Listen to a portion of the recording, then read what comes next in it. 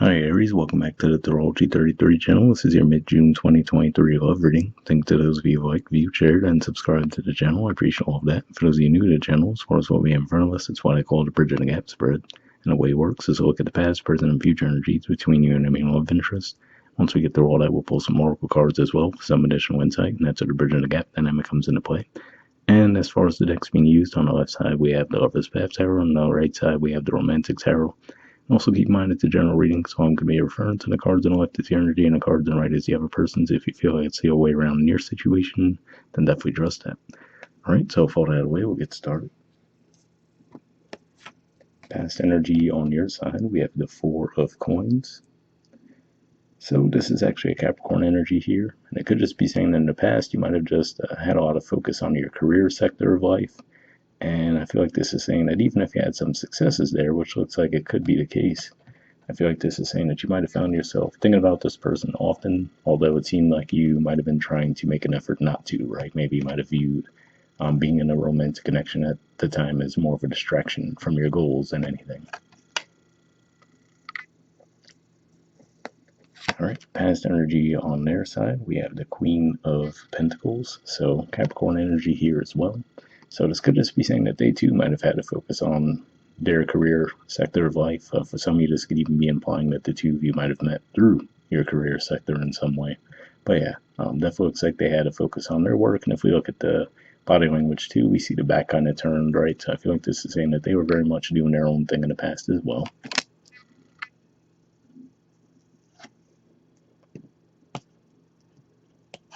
All right, in the present position on your side, we have the Five of Arrows. So this is Aquarius energy here, and this could be pointing to the fact that pretty much Venus just opposed Pluto in Aquarius, so and Venus moving through your fifth house of romance, so maybe that's part of what this is pointing to, because that could be a bit of an intense transit, even though it's a brief one. But if nothing else, what stands out to me with this is we see she's holding on to the three arrows there, which makes me think of the Three of Swords or Three of Arrows energy, right? Which is going to heartbreak. And usually with the Five of Arrows, the problem there is not healing from that, and then that could cause issues for you as you go forward, right? So this could just be saying that if you're still holding on to a wound, right, I feel like this is encouraging you to actually heal from that rather than potentially end up sabotaging the situation with this person. If we look at the artwork, we also see the angel figure, and it looks like they're moving toward the cards on that side. So I feel like this is saying, especially if you're getting signs and signals kind of nudging you to communicate with this person, to reach out to them if you guys aren't currently speaking, then I feel like this is saying that you should trust that guidance there, right? Rather than, let's say, if you're trying to hold back communication because you might have resentment around the situation from the past, I feel like this is saying that that wouldn't be the time to go with that energy.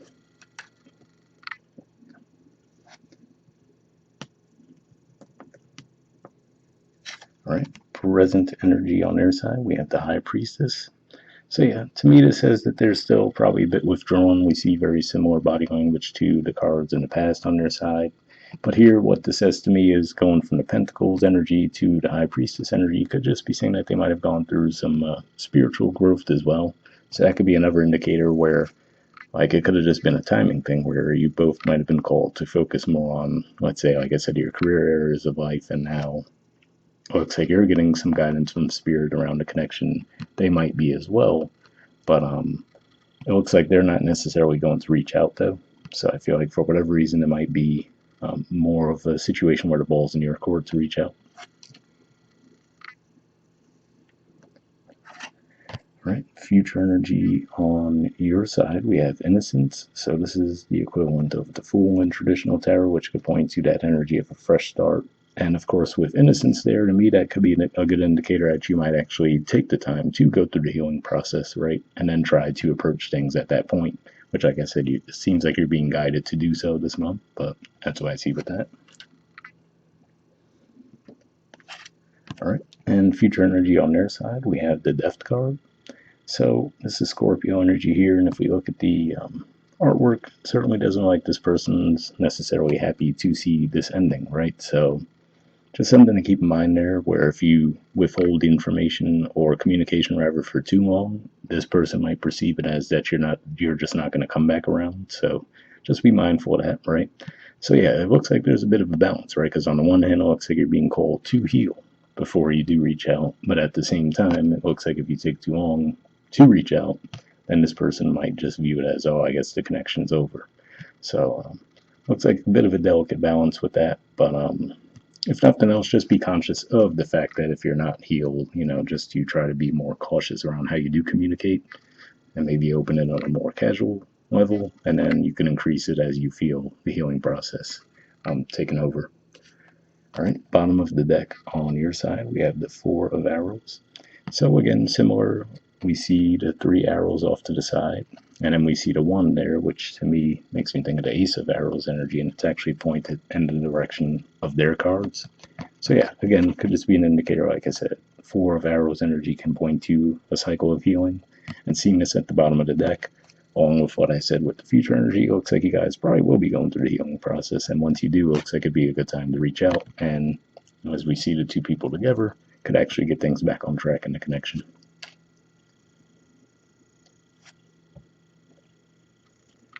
All right, and bottom of the deck on their side, we have the Magician.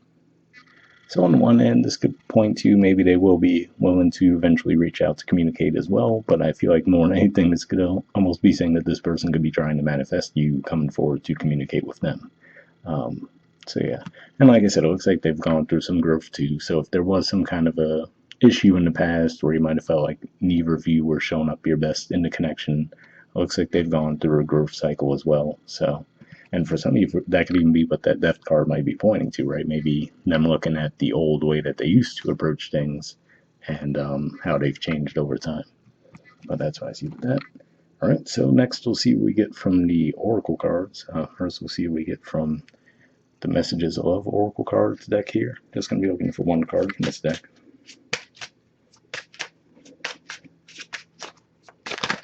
Almost got one there.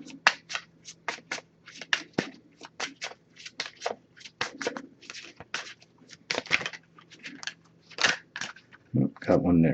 All right, and next we'll see what we get from the Wisdom Oracle deck. Same situation, just a single card here, and then we'll read both of them and then wrap up the reading with that.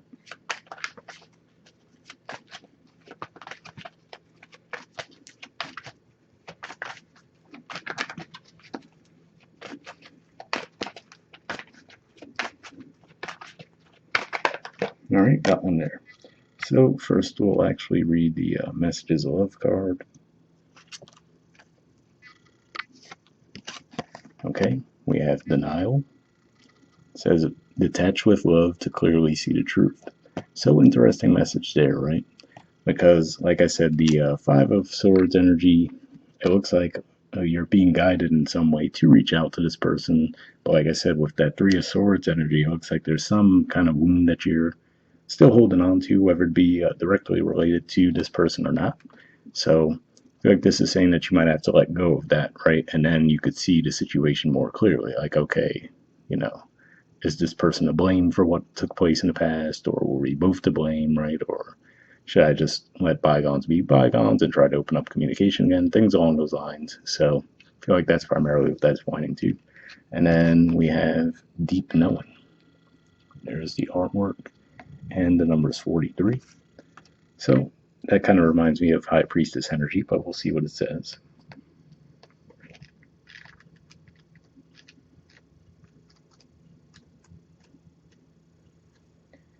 Okay, the relationship message says there are occasions when you just know deep in your heart and soul that a person is going to play a meaningful role in your life. Someone crosses your path, and suddenly, out of the blue, you're connected at a level impossible to describe. That feeling marks a moment in time etched indelibly onto your soul. Someone has entered your life who will be instrumental in your journey, so pay attention. Two hearts are calling to each other to begin an alchemical process. This is also a sign that your intuition about the person you care about is correct. Trust your heart to lead you now. Magic is about to happen. So yeah, reading that there, again, makes me feel like I said, in the past, really looks like you might have been the one who had more resistance to the connection, where, like I said, it looks like you were focusing on your career, and you viewed almost this person's presence as like more of a distraction than anything. So maybe that's what you'll be seeing differently, right? As you go through the situation to realize, okay, well, maybe I viewed it as they weren't giving me energy to the connection, but maybe you were so caught up in your stuff I mean, you had a lot of energy going through your career house for a long time, and ironically, Pluto will be back in there, but could just be pointing to that, just saying that, you might have had such a heavy focus on your career that you might have had blinders on for a bit. But yeah, hopefully that resonated with you guys. We'll wrap up there, and I'll see you all next month. All right, bye.